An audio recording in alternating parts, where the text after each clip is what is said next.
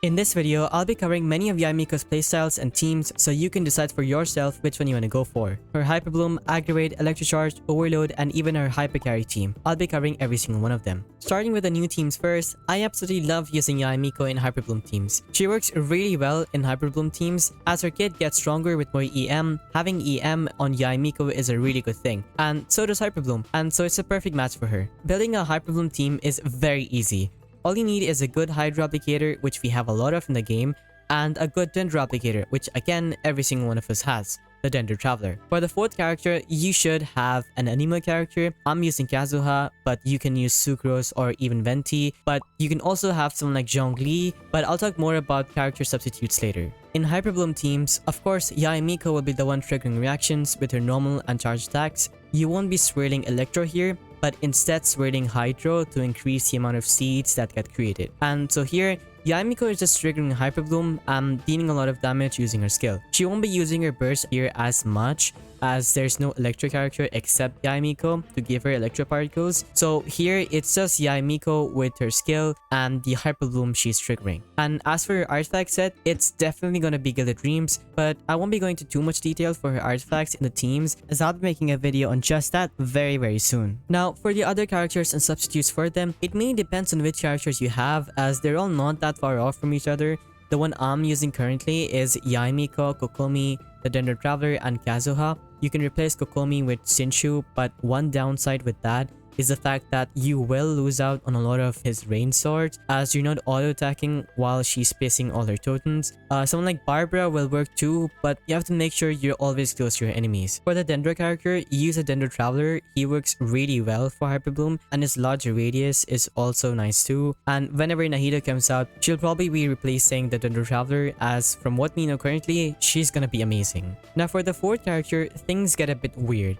Now, I'm using Kazuha and Venti works the same, but for Sucrose, you can have Sucrose be the on-field trigger for Hyperbloom, so the rotations can be a bit different, in which case your Hyperbloom will do a lot of damage because now instead of the EM depending on Yae Miko, which will be a lot lower than Sucrose's EM, so your Hyperbloom will do a lot more damage. But Yae Miko will also be triggering some Hyperbloom, and it basically turns into Sucrose Hyperbloom team where instead of Fischl, you're using Yae Miko. And if you were to use Zhongli instead of an anime character, you will be missing out on the extra Hydro application for more seeds and the grouping, but you can use Zhongli too. It's just that now you're going to be triggering a lot more aggravates because there's not as much Hydro application, which I guess is fine too. Now for Aggravate team, again a really good reaction for Yae Miko, which works really well too. Unlike in Hyperbloom teams, here your burst is really important as your burst has no ICD, meaning it can trigger Aggravate every single time, which is a lot of damage. So you really need another Electro character in your team to give her enough energy so she has her burst up before cooldown. For this, you can use someone like Fischl, who is a great battery and also does quite a lot of damage because of Aggravate. Fischl works really good here, but you can also use some other Electro characters like for example Kuki Shinobu. And as for the other two characters, of course, one of them will be a Dendro character and the other a Flex character. For the Dendro character, any is fine, but for the Flex character, you can use someone like Kazuha, Zhongli, or even another Dendro character, preferably Tignari. The one I'm using currently is Yae Miko, Fischl, the Dendro Traveler, and Kazuha. If you were to use two Dendro characters, like I said before, Tignari and someone else, it won't just be Yae Miko doing the damage, but also Tignari triggering spread. Now, again, here too, Yae Miko will be using Gilded Dreams, but the extra EM for Aggravate. Also, be careful when you're using this team, because when you're not using someone like Zhongli as your Flex character, you don't really have any heals. So it does get a bit difficult to dodge, especially for Yae Miko, so do be careful about that. But if you have someone like Kuki Shinobu, you can do a lot better because you have the heals from Kuki Shinobu, and she does pretty good in this team. The next team is a Hypercarry team.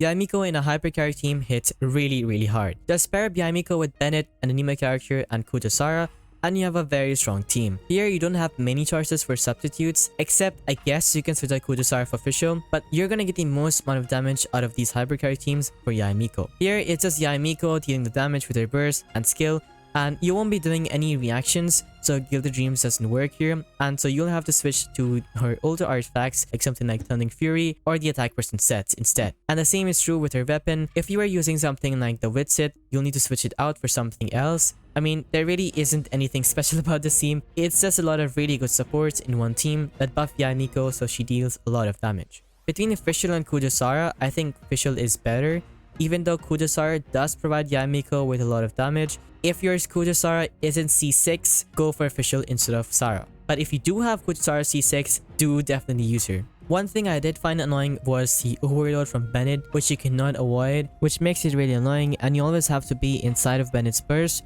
or else you lose all the buffs. It should be fine with bosses or like enemies that do not get flung away with overload, but overall a great team, but again an expensive team. There's also this Aggravate Hypercarry team which I think has a lot of potential.